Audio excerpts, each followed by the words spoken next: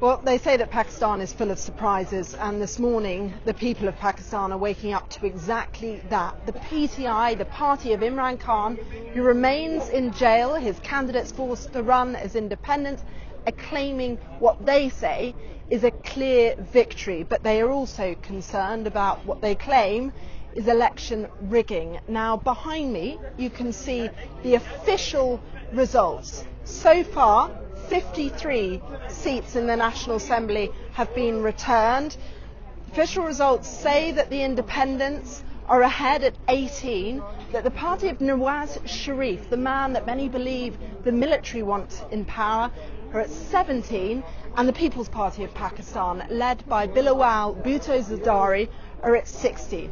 So this is all very interesting because people thought it was a foregone conclusion.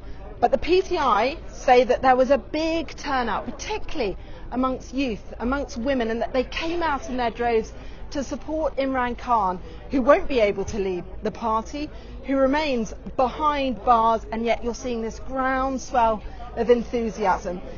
Now, what does it mean for an actual result? Well, potentially we could be looking, by the end of the day, at a hung parliament. I think what this board behind us does show is that Sharif is very unlikely to get a clear majority, but lots of complaints coming in here to the Election Commission about tampering with results, about the slowness in which they've come in.